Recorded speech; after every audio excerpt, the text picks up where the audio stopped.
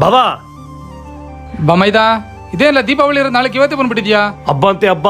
Bus stand ಬಂದು 20 ಸಲ ಕಾಲ್ ಮಾಡ್ತಾ ಇದೀನಿ. ನಿನ್ ಫೋನ್ಗೆ ಏನಾಗತ್ತೆ ಎತ್ತಕ್ಕೆ? ಫೋನಾ ಮಗ ಬೀಳ್ಸಿ ಹೊಡೆದಾಕ್ಬಿಡ್ತು ಕಣ್ಲಾ. ನೋಡಿ ಹಂಗಾಗೈತೆ, ಒತ್ತಕ್ಕೂ ಆಗಲ್ಲ ಏನೂ ಆಗಲ್ಲ. ಅಕ್ಕ ಪಟಾಕಿ ಹೊಡಿಬೇಕಾದ್ರೆ ಫೋಟೋ ಎಲ್ಲ ತೆಗಿಬೇಕಲ್ವಾ? ಒಂದು ಹೊಸ ಫೋನ್ ತಗೊಂಬಿಡು.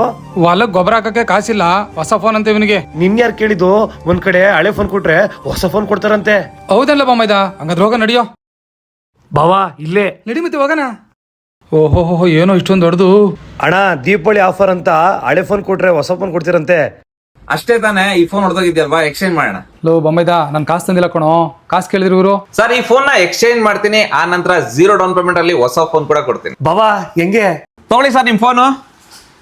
ಬಾವಾ ನೋಡ್ರಿ ಚೆನ್ನಾಗಿದೆ ಫೋನು.